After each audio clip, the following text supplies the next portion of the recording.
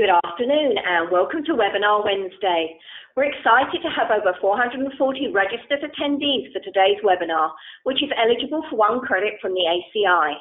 Let's get started by giving one lucky attendee a Webinar Wednesday lunch bag for answering this trivia question. May is National Salad Month, spinach being one of the most popular salad leaves. Which famous cartoon character made spinach popular? Answer now using the questions feature on your dashboard. While you're answering, I want to invite everyone to save the date for our full MD Expo, which will be taking place at the Hilton Baltimore Inner Harbor, Baltimore, from October the 17th to the 19th. We look forward to you joining us for 3 days of learning, networking, and the latest advances in medical technology, products, and services. For more details can be found at mdexposhow.com. Okay, and let's see who the winner of our Webinar Wednesday lunch bag is, and it is Paul Graham. Congratulations, Paul. Of course, the correct answer is Popeye. Webinar Wednesday would like to thank our sponsor, Rigel Medical. Rigel Medical is a leading manufacturer of biomedical test equipment, including electrical safety analyzers, vital signs simulators, infusion pump analyzers, electrical surgical analyzers, and Medi-based asset management software. For more information, visit rigelmedical.com/USA. Our presenter today is Brittany Schmidke, National Business Development Manager at Rigel Medical. Brittany, you may begin whenever you are ready.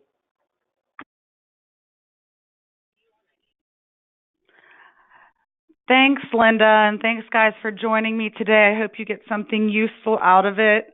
This is Brittany with Rigel Medical, and today we're going to be going over an introduction to defibrillator testing based on the 60601-2-4 standards.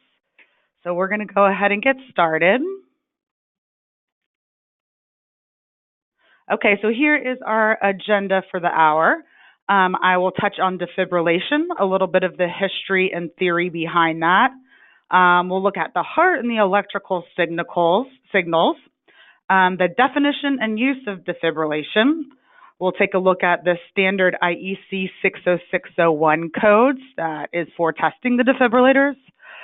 We'll briefly go over a defibrillator PM with a video of the Unipole in action. And then we'll have some closing remarks. And we did save a little bit of time at the end for any questions. So if you want to go ahead and just kind of jot those down as we go along, and we will get to those at the end of the presentation. Okay, so a little bit about the history of the defibrillation. So basically in the early 20th century, it was discovered that electrical current could lead to fibrillation in the heart's chambers. But more importantly, they also learned that it could lead to defibrillation in the heart's chambers as well. So this was actually learned experimenting on dogs' hearts. But because of this, there really started to become a lot of research surrounding electrical defibrillation, specifically at Johns Hopkins in Baltimore. And basically all their hard work paid off, and it led to both open chest and to clinical defibrillation. So continuing into the 30s, they actually discovered that normal sinus rhythm could be restored to a dog's heart using an AC surge of electricity. So that's when all of the research really started to take place. This is also when a DC monophasic device was invented. It was seen as a lot less dangerously, and it basically just delivered a transthoracic defibrillation when the energy was charged from a capacitor across the chest of animals, and that was to restore the cardiac function. So into the 40s, it was learned that during cardiac surgery, the heart actually would go into ventricular fibrillation. So this is pretty much what led to the open chest defibrillation of a human heart for the first time. And this was during a procedure, and it actually revived the patient for the first time. So moving into the 50s and 60s. So this is when the design of the defibrillator really started to take off in terms of improvements. This is Paul Zoll, the infamous cardiologist we've all heard of. he is the one that actually opened Rigel Medical, which is probably the biggest medical cardiac-related company in the world. But he did a lot more research, more experiments, and that pretty much led to more technologies and some more advancements in the development for the defibrillators. Excuse me. So these devices were automatic. They were single button, so it pretty much allowed anyone to be able to use them. So this obviously increased survival rates of the OHCA, or out of hospital cardiac arrest patients, just by reducing the response time very dramatically. And a fun note that I just was reading about the other day, speaking of the advancements of technologies, I'm sure some of you might have heard about it, but they now have drone defibrillators in the works that would actually allow anyone to be able to use it. So they're doing studies right now, and they're finding that on average, it actually gets to the patient 16 minutes faster than an emergency services. So they're testing it with licensed pilots. They're using GPS coordinates, and right now it can go about a 6-mile radius. So that's kind of the future of technologies, which would be great, saving 16 minutes for a patient that's going, into fibrillation or tachycardia. So just an interesting little fact there. Okay, so moving on to heart and electrical signals. This is pretty much just a background of how the heart works. So we can get a better understanding of why it does go into tachycardia or fibrillation. Okay, so all the fun stuff. Okay, the anatomy of the heart. So your heart is going to consist of 4 chambers. You've got the right and left atria and the right and left ventricles. It also contains the myocardium, which is basically just that middle level of muscle cells that makes up pretty much the bulk of the heart wall. So that's going to be what regulates your cardiac cycle. It also aids in contraction of the atria, contraction of both ventricles. And after that happens, the heart will actually relax for the atria to fill with blood. This is when it gets a little bit technical, but kind of think of it as a circular process. The right atrium is going to receive the deoxygenated blood from the body, which gets sent to the right ventricle. That ventricle is going to contract, and the deoxygenated blood will be pumped into the lungs, where the gas exchange will take place. So basically, carbon dioxide is released from the blood to the air, and then vice versa, the oxygen from the air to the blood. So at this point, the left atrium will receive the good blood from the lungs, back through the left ventricle, where then it's dispersed throughout your upper and lower body. And so the cycle continues. So that's pretty much how the heart works. Okay, so now what we're looking at is a diagram of the cardiac cycle that we just discussed. You can see the superior vena cava up there on the top left, and the inferior vena cava on the bottom left. So that's where that deoxygenated blood we were talking about is going to go through the right atrium, through the right ventricle, to the lungs for reoxygenation. And then you can see moving down that the good blood goes back through the left atrium and ventricle, where it's sent to the rest of the body. So maybe that makes a little more sense having the diagram right there. So also within this cycle that's pretty important in terms of a cardiology standpoint is the 4 valves. You can see the aortic semilunar, the pulmonary semilunar, the tricuspid, and the mitral valve. So these are really important because all 4 of those actually prevent backflow of blood back into your heart. So those are very important. Okay, so on the top right is basically just showing the electrical signals in each different part of the muscle or part of the group of cells within your heart. So when all of these signals that we're looking at the top right, when those are all summed together, you'll get your typical waveform or pulse that you can see there directly underneath it. Okay, so here we're looking at the two types of shockable arrhythmias that the heart can produce. So we're going to have both synchronized and unsynchronized pulses that can be produced by the defibrillator to treat these. So our first is the fine ventricular fibrillation. So this is basically where the heart just quivers instead of pumping due to just a disorganization of electrical activity within the ventricles. Moving down, the second is your coarse ventricular fibrillation. So it's actually been suggested that coarse ventricular fibrillation actually represents increased synchronization of activity in the myocardium. Thus, they believe that it results in lower thresholds for the actual defibrillator. So moving on, thirdly, you're going to have ventricular tachycardia that is pulseless. So basically what this is a series of rapid heartbeats, obviously starting in the ventricles. The result is that the heart is beating inefficiently, so your body most likely is not receiving adequate blood supply. But to break it down, the ventricular tachycardia is basically just a sequence of 3 or more ventricular beats that are all greater than 100 beats per minute. But usually you'll probably see it anywhere between 110 and 125 beats per minute when this is happening. Pulseless obviously refers to the lack of a pulse being there. So basically this means that the normal amount of blood that is pumped during each heartbeat isn't there. So this happens because the ventricles are pumping so rapidly that it doesn't match up with the rate of the atria. So those rhythms just discussed produce no pulsating flow rate.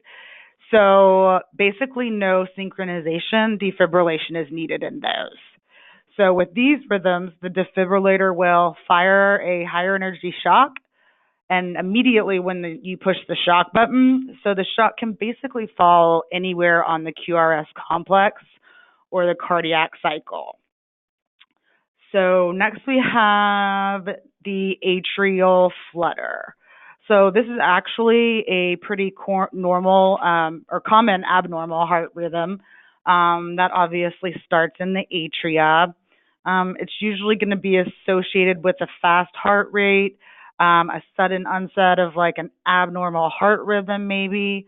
It's a little less common than AFib, but they can present the same symptoms, and a patient can actually have both atrial flutter and atrial fib at the same time.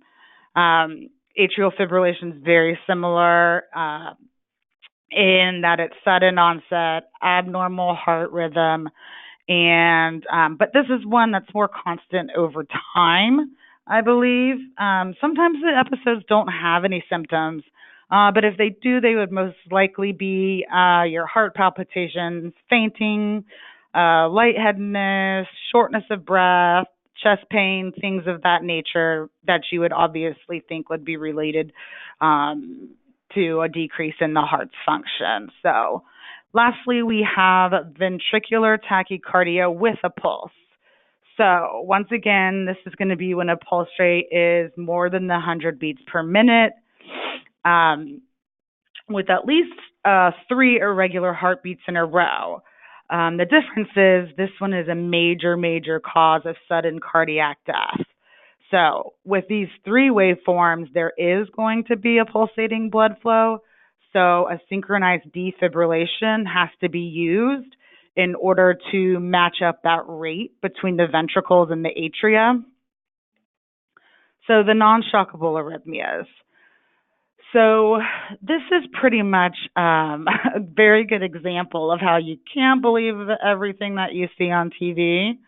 So if you think of any Grey's Anatomy episode or any of those other medical dramas out there, they lead you to believe that the defibrillator is used when a patient flatlines. So you think the defib is actually restarting the patient's heart. And this happens in every episode, several times an episode. I'm assuming it's probably just for shock value in the show. But however, this is actually not what is happening. So the defib actually isn't used to restart the heart. It actually briefly stops the heart to allow it to restart itself in a more synchronized fashion. So you can see even in a flat line, the P wave can still be present. So at this point, treatment would either have to be CPR, medications, or even both at the same time, depending on how serious the situation is. And the medications just pretty much help to stimulate the heart into electrical activity. They don't actually restart the heart as well. They just make it more susceptible to electricity working within it.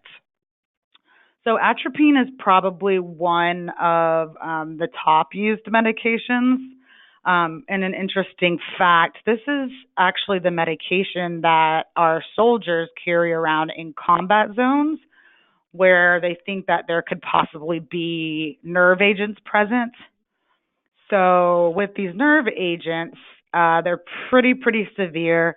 They lead to loss of eyesight, profuse salivation, convulsions, just to name a few. And the symptoms can begin within just seconds. And they can actually cause death by either asphyxiation, that word's always a little tricky to say, or cardiac arrest. And that can actually happen within minutes if it's not treated. So our soldiers actually use a syringe pre-filled with atropine that they carry on them when they're in these combat zones. And if they can even move at that point after being exposed, they use the syringe and plunge it into either their outer upper thigh or their butt to start to reverse the effects from the nerve gas. So in a clinical setting, doctors can pretty much do the same thing. They can inject epinephrine or adrenaline as well directly into the bloodstream. Adenosine is another one that is injected intravenously. And that's more of a long-term medication, though, so it's really not used that much. In a surgery setting, they'll actually just stick their hand right into the chest cavity of the patient and manually massage their heart. So this is another one you've probably seen on medical shows before, but this one is definitely a lot more realistic.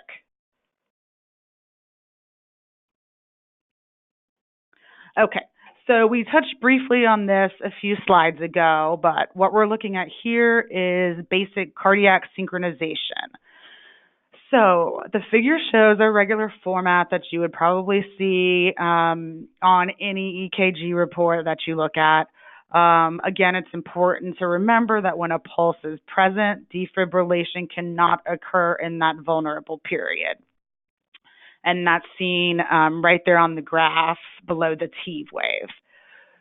So the pulse given from the defibrillator has to be developed as close to that R wave as possible in order to achieve synchronization. So the defibrillator will actually analyze and measure that delay between the R wave and the energy that is being delivered in milliseconds. And that average delay time typically will range between 10 to 30 milliseconds, I think is the safe zone. Okay, so transcutaneous pacing, some people call it external pacing.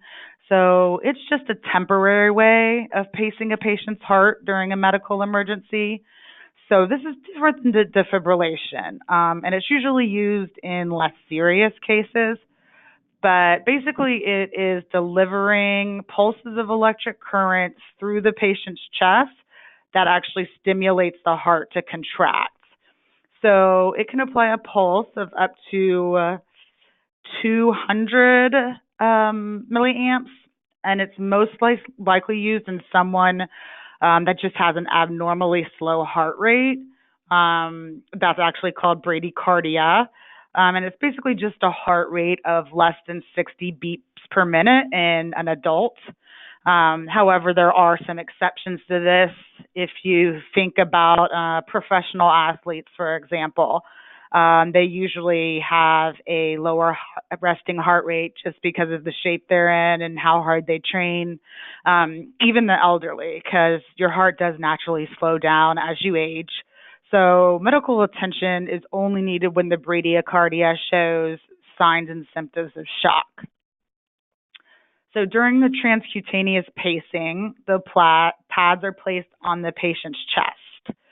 So you can see here in the picture, they can be placed anterior to anterior, or they can be placed anterior to posterior.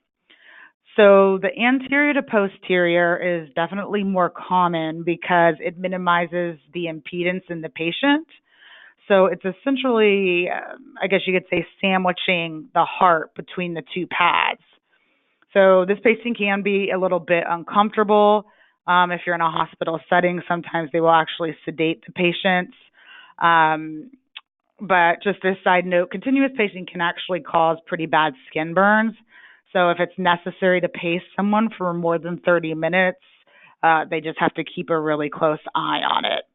So the pacing is basically used to stabilize the patient until a more permanent solution like maybe a pacemaker could take over. So there's also going to be both demand and on-demand modes, kind of like before with the shockable and unshockable arrhythmias. So an on-demand or fixed-rate pacer will send electrical prompts to your heart at an unchanging rate. So the demand pacer will kick in after there is an abnormality in the cardiac cycle that's outside of whatever the preset normal rate was. So it'll then work to bring your heartbeat back into rhythm.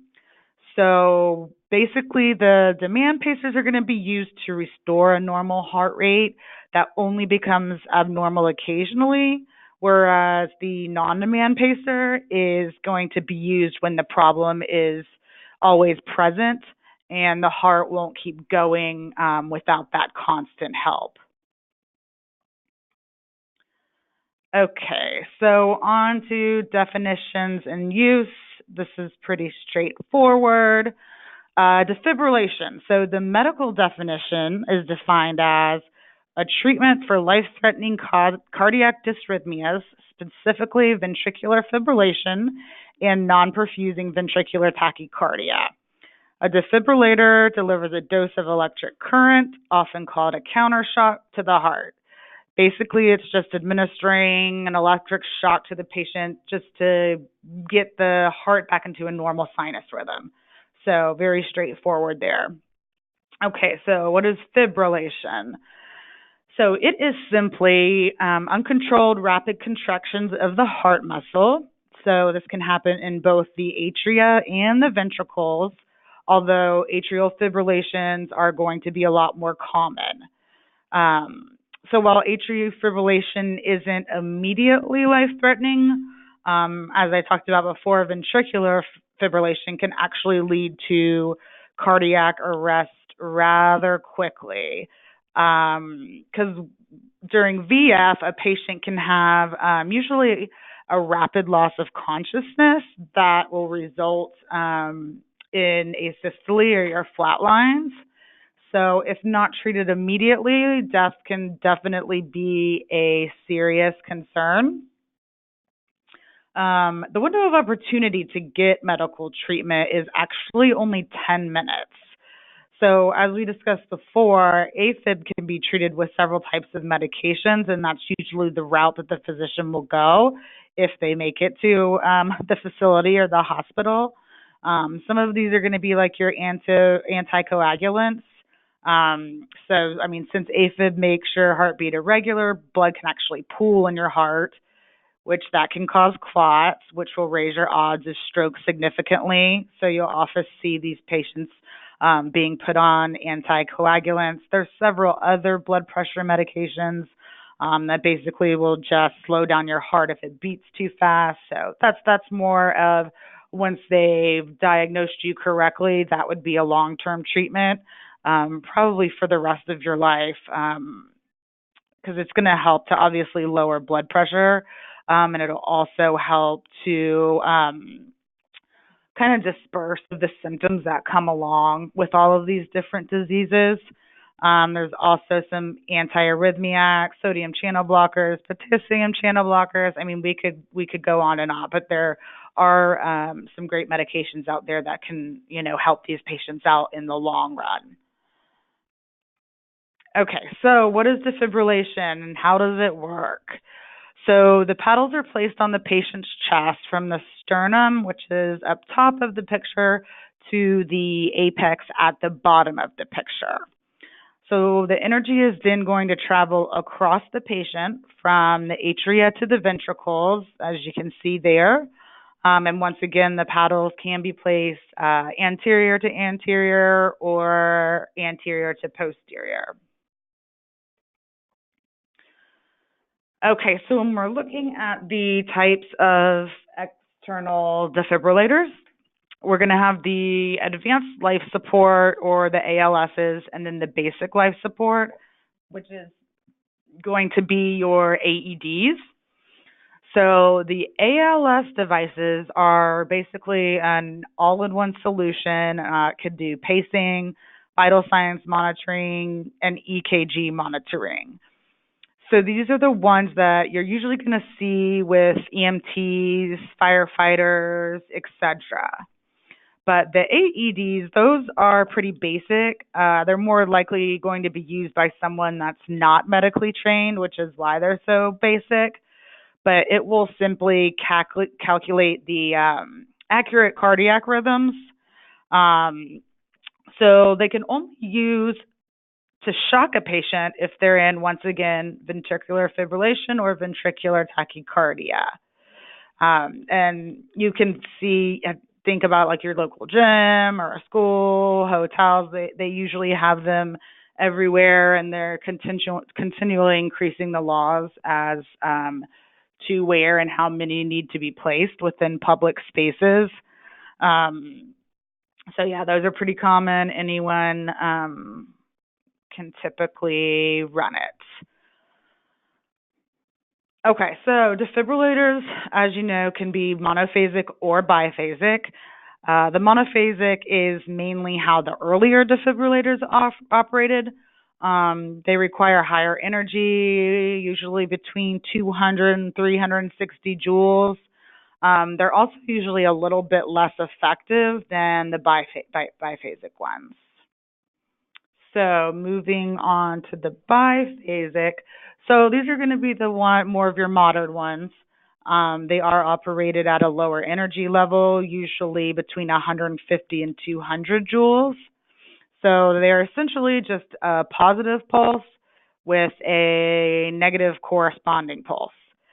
So the graphs you see here are going to be examples of different waveforms. But it is important to note every manufacturer has a different waveform. There's going to be pros and cons to each of them. But for example, they can be, let's say, a pulsed waveform, one of like more triangular slope, even an exponential slope. But just recognize that they are out there when you're completing a PM or a repair or anything of that nature. The three shown here in these graphs are the biphasic truncated exponential, and then you will see the rectilinear biphasic waveform, and then at the bottom you will see a pulsed biphasic waveform, which I believe is one of the more popular ones.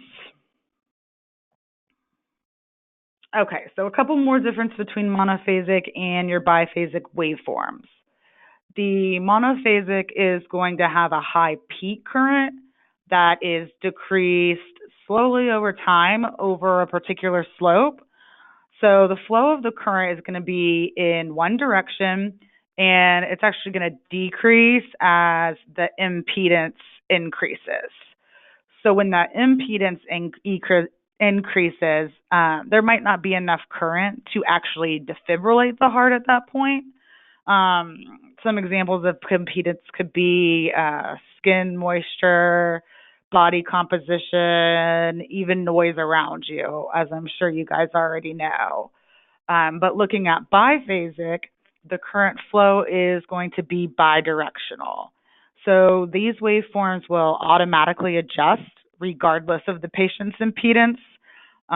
So because of this, I think that the patient usually will have an equal chance of survival no matter what their impedance is. So it's also been shown that lower levels of biphasic current can be equally effective as the higher layers of monophasic current. And then it also usually results, because of the lower energy, in less damage to the myocardium, which is very important.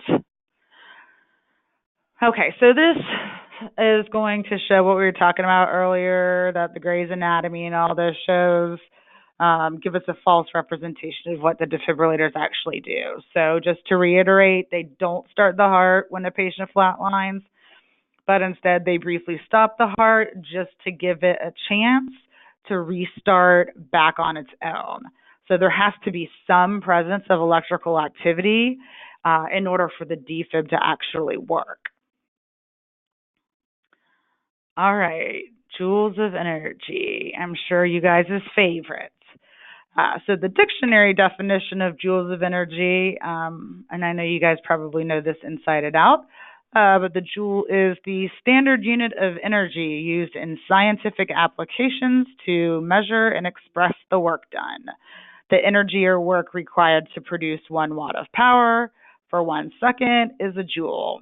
The relationship between energy, voltage, current, resistance, power, and time is as follows.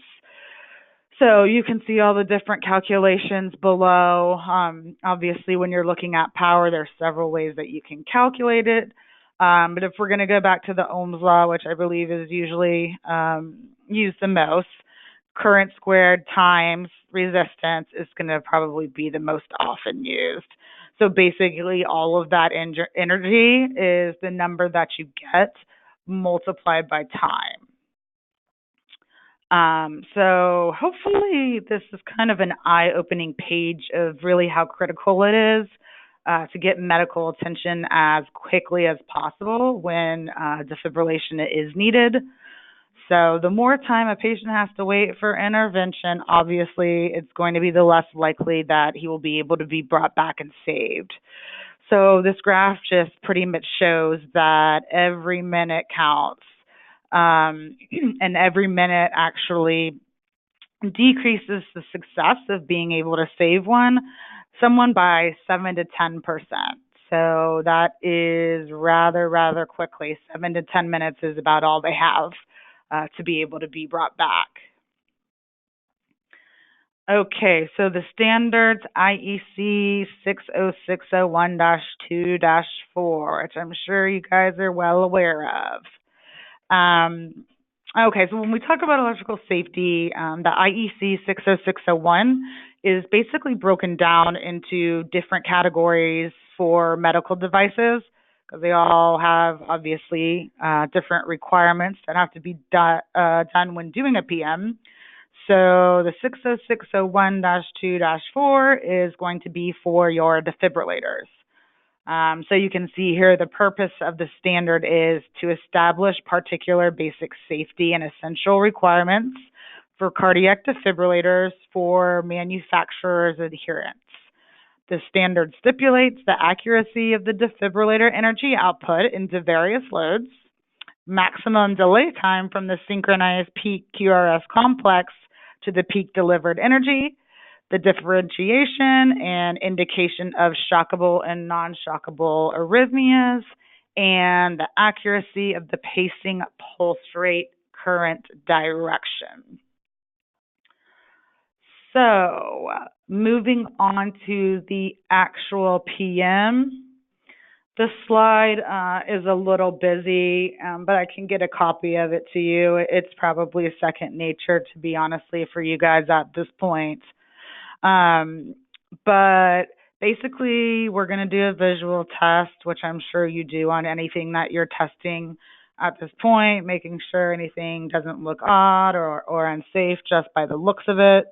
Then you're going to be doing some electrical safety testing, battery performance testing, You are going to have to test all of the alarms, some ECG performance, and that's broken down into several areas as well. Then let's see what else. Some synchronization and cardioversion operations. Obviously, just your energy output.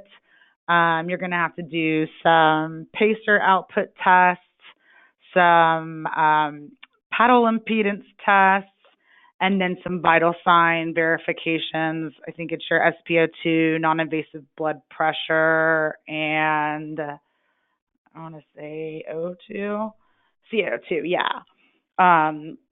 So it seems like it's really lengthy, but it's actually doesn't take too long of a process. I don't know how many you've done, but depending on the manufacturer and what they require, we usually see anywhere between like 15 and 30 minutes to get through everything. So it's rather quick. So now it's not going to my next page. Let's see. There we go.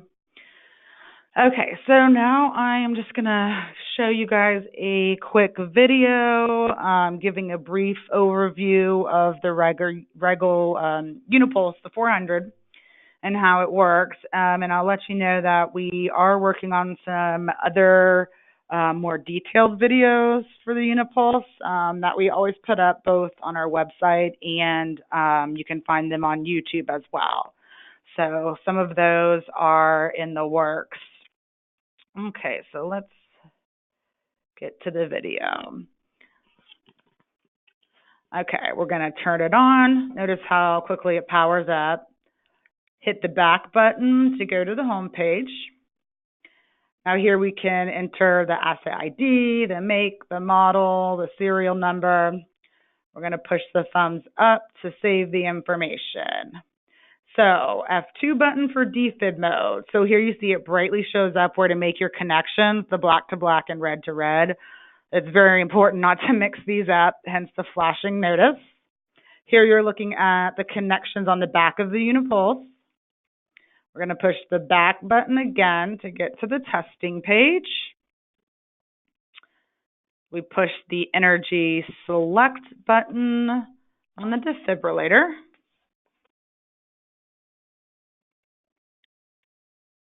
Then the charge button. And then when alerted to,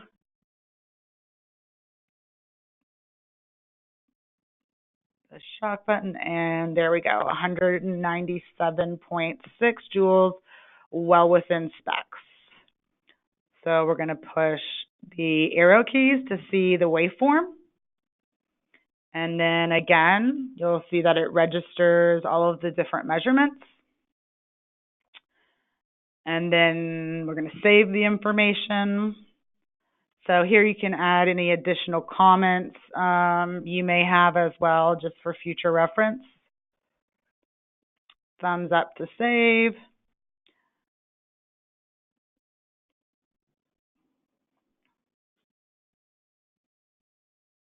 Okay, so back to the testing page.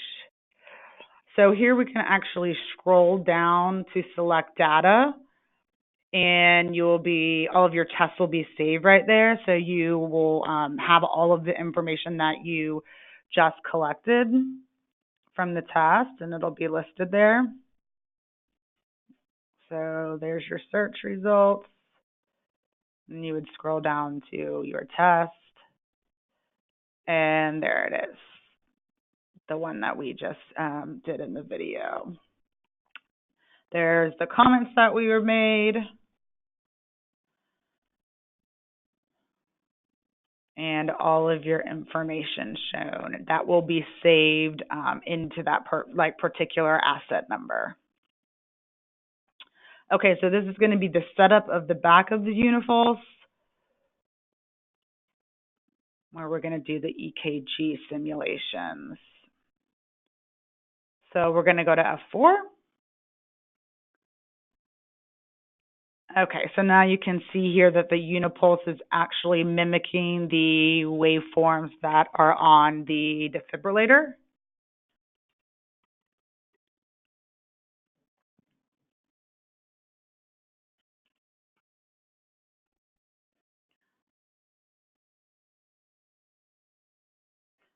Okay, so now I'm just kind of scrolling through to show you guys all of the different waveforms that it can produce. I'm not sure exactly of the number, but we have multiple waveforms. So we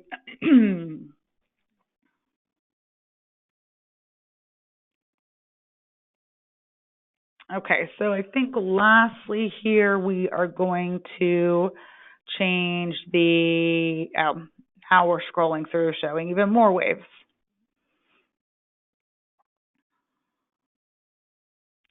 Okay, so now we're going to change the heart rate on the Unipulse. Change it up to 70 beats per minute. And going back up to the defibrillator, you can see that it's changing as well to match the 70. So obviously well within specs there.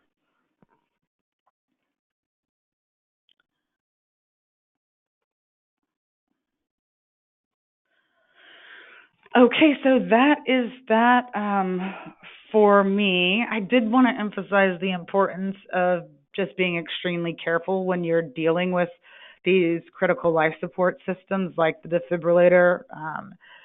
They can be very dangerous. We've heard some horrible stories, so just make sure you're all taking all proper precautions when you are playing around with it or doing any of your PMs.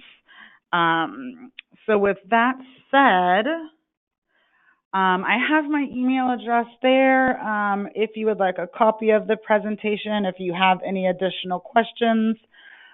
We also have demo units available. A couple of them, I believe, are out with customers right now, but we could add you to the list if you would like to do an evaluation.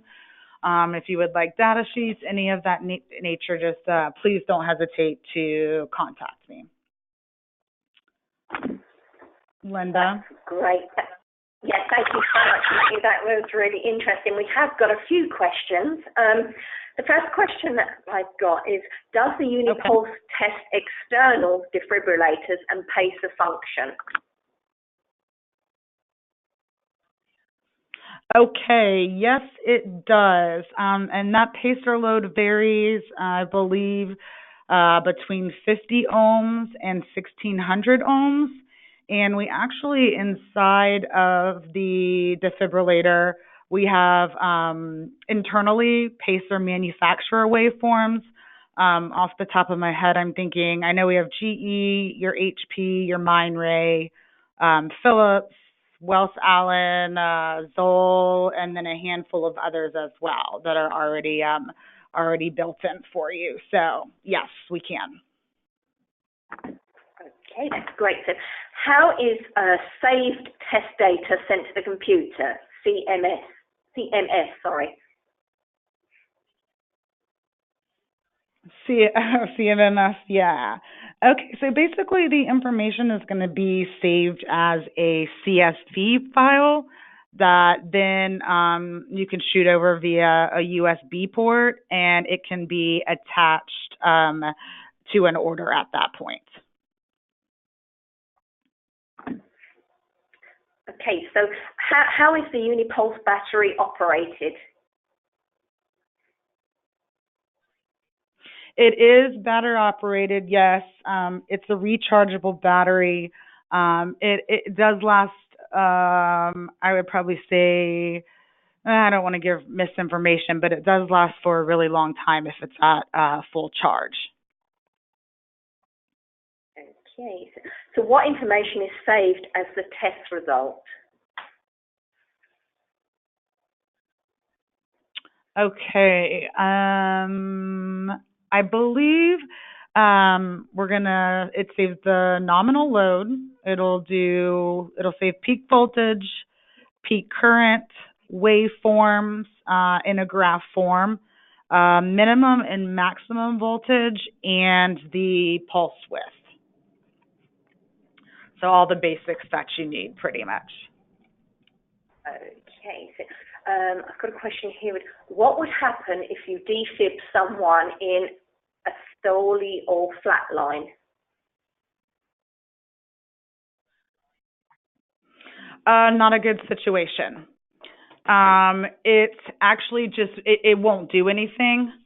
And that's why you really have to realize what is going on with the patient at that time, because it will do absolutely nothing, which is just cutting into more time of them not receiving, let's say CPR or an IV shot of adrenaline. So basically, it just won't do anything except take time away from being treated faster. Okay, that's great. I've got one here. It says, is the Rigel defib analyzer FDA approved for the output testing?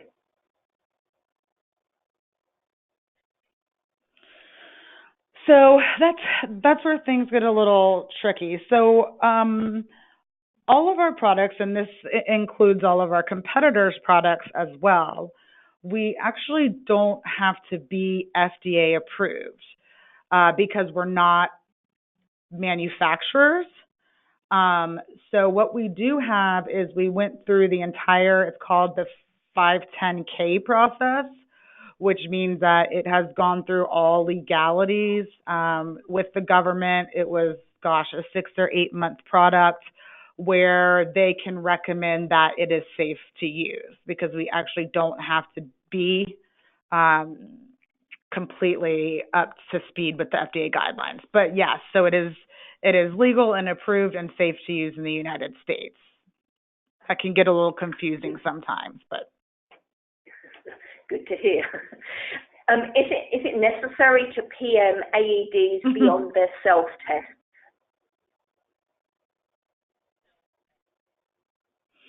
All I can say is we just recommend that you follow whatever the manufacturer's manual says, because everyone is going to be completely different. So that's the legal answer that I can tell you. Whatever your facility requires, or whatever the manufacturer requires, is what you need to follow. Okay. Which is the sampling frequency of the analyzer? What is the what frequency? It says sampling, SAMPLING.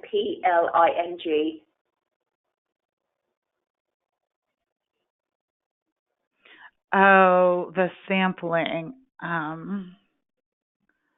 Link. I am not 100% sure of that, but I can get back to whoever needs the answer to that. Okay, I can send you the attendee's name afterwards, Brittany. That's no problem. Okay, we'll move on to another question then. Okay, perfect. Then I'll get right back. Okay, let's see. Where does a human need to make a decision instead of an AEM making the decision?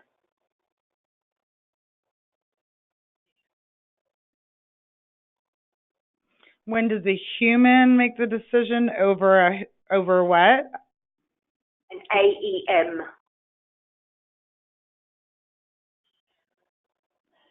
Okay, I'm not 100% sure I understand the question, but so the defibrillators that you're going to see in things like the gym or anything, the school systems, the public pools, all that kind of stuff, those really are at such a low energy. It's not going to hurt the patient, but if they shock them and nothing is happening, then that's when they need to start the CPR, obviously call 911.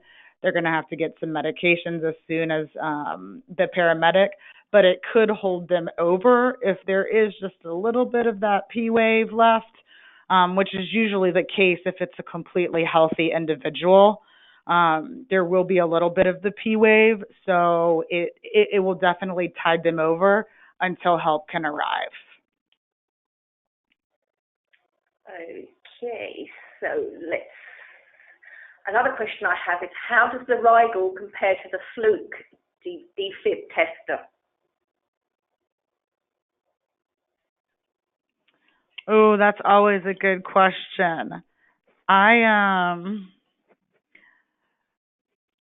Not biasly, and just from some of our customers that have recently switched from the Fluke defib to the Rigel defib, they just said it's a lot more accurate. They're telling us ease of use. I've never actually had my hands on the Fluke defibrillator, but they just said it's quicker, big color screen, easy to use, extremely accurate. But I will do a product comparison, which I was kind of working on anyways, and I can get that out to all the attendees as well with the actual specs. Okay, that's great. Actually, following on, it says, do you have an interface to the TMS database similar to the Fluke ANSA program?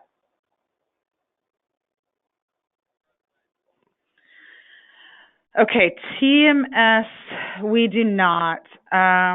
We are starting to interface with Medimizer, and there's a couple more that we're working with that should come through. We're hoping within like the next year. So that's why at this point, if you just send the information from the unit into a CSV file, and then you can just attach that to the report, is how most of our customers are doing it right now. Okay, and we've got one more question by the looks of it. It says, how often should AED and cardiac monitors be tested? Always recommended once a year, just to be safe. Okay, that's great. Well, it looks like we haven't got any more questions at the moment, and we're coming up towards the end of our hour. So thank you so much, Brittany, for a great and informative webinar. And obviously, thank you again to today's sponsors, Rigel Medical. I also want to announce that we have now automated the post-webinar survey and certificate process, and hope that you will find it more convenient. The survey link will be available in the follow-up email, which you will receive in about an hour's time. Once you have completed the survey, you will be able to download your certificate immediately, which we hope you'll find helpful too. One lucky attendee will still win an Amazon gift card for completing the survey, so nothing has changed there. If you have any questions, please contact us at webinar@mdpublishing.com. For more information about our upcoming webinars, please visit our website, webinarwednesday.live. So thank you all once again for giving up your afternoon. Hope you enjoy the rest of your afternoon, and hope to see you next week.